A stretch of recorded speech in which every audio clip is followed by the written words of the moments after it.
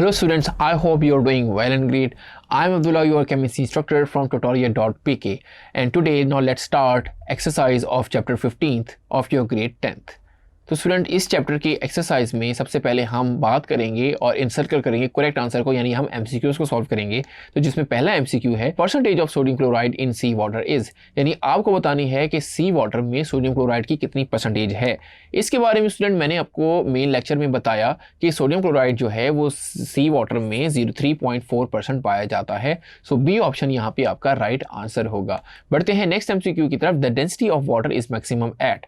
देखिए स्टूडेंट इसको भी मैंने आपको अच्छे से एक्सप्लेन कर चुका हूं कि जनरली क्या होता है कि आप किसी भी लिक्विड का टेम्परेचर कम करते हैं तो डेंसिटी उसकी बढ़ती है। तो वाटर के केस में डेंसिटी बढ़ती है ज़रूर जब टेम्परेचर कम करते हैं, लेकिन 4 डिग्री सी तक बढ़ती है। तो 4 डिग्री सी डेंसिटी मैक्सिमम होगी वाटर की। उसके बाद मजीद टेम्परेचर कम करने से डेंसिटी उसकी कम होने लग जाती है। इसकी रीज़न मैं आपको एक्सप्लेन कर चुका हूँ। तो आइए मूव करते हैं थर्ड एमसीक्यू की तरफ। Which salt does not cause the water to become hard. किस सॉल्ट की वजह से वाटर हार्ड नहीं होता? तो स्टूडेंट याद रखें, कैल्शियम और मैग्नीशियम के बाइकार्बोनेट की वजह से टेम्परेरी हार्डनेस, कैल्शियम और मैग्नीशियम के सल्फेट और क्लोराइड की वजह से परमानेंट हार्डनेस होती है। तो स्टूडेंट सोडियम क्लोराइड का यहाँ पे अगर आप डी ऑप्शन को देखें कोई रोल नहीं है हार्डनेस में। बाकी अगर आप देखें तो वो हार्डनेस कॉज कर रहे हैं, आइदर वो टेम्परेरी हो आइदर वो परमानेंट हो।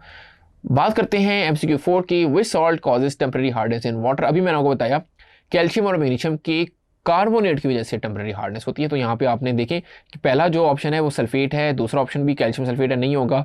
तीसरा ऑप्शन भी सल्फेट के बारे में नहीं होगा। D option is right answer, क्योंकि वो मैग्नीशियम हाइड्रोजन कार्बोनेट है जिसको हम मैग्नीशियम बाइकार्बोनेट भी कहते हैं, जिसका फॉर्मूला ये मैं आपकी स्क्रीन पर लिख रहा हूँ, तो ये आपको जहन में रखना है। आइए स्टूडेंट मूव करते हैं एमसीक्यू 5 की तरफ। Heating calcium hydrogen carbonate produces. देखिए जब हम कैल्शियम हाइड्रोजन कार्बोनेट यानी कैल्शियम बाइकार्बोनेट को हीट करते हैं तो उसमें CO2 भी बनती है, उसमें वाटर भी बनता है, उसमें कैल्शियम कार्बोनेट भी बनते हैं। तो हम कहेंगे D option is right answer, जिसमें चारों चीजें बन रही होंगी।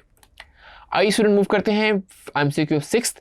Which of the following is not a water borne disease. कौन सी डिजीज वाटर के जरिए पैदा नहीं होती? Either hepatitis, either typhoid, either dysentery, either anaemia. देखिए जब मैंने इसको एक्सप्लेन किया तो मैंने एनीमिया का कहीं भी जिक्र नहीं किया था, जिसमें जो कि मुख्तलिफ है, जिसमें आपको हेपेटाइटिस, टाइफाइड और डिसेंट्री ये तो वाटर की वजह से होती है, लेकिन एनीमिया इस वजह से नहीं होती। सो होपफुली आपको ये अंडरस्टैंड हो गया होगा। बढ़ते हैं एमसीक्यू 7 की तरफ।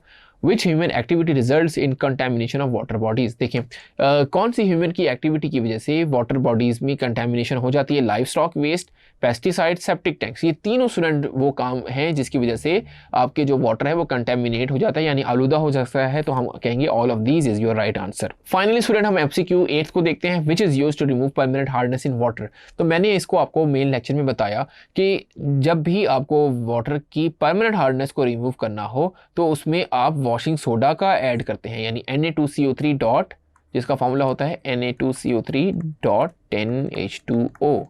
तो या तो ये काम होगा या जियोलाइट यानी आयन एक्सचेंज रेजन का वाला मेथड होगा। ये दो आपको परमानेंट हार्डनेस रिमूव करके देखते हैं, जबकि स्लेट लाइम जिसका फॉर्मूला CaOH ट्वाइस था वो आपको, या बॉइलिंग वाटर आपको टेम्परेरी हार्डनेस रिमूव करके देता है। तो हमने परमानेंट हार्डनेस को बताना था, which is option number B. So hopefully student आपको सारे एमसीक्यूज अच्छे से समझ आ गए होंगे।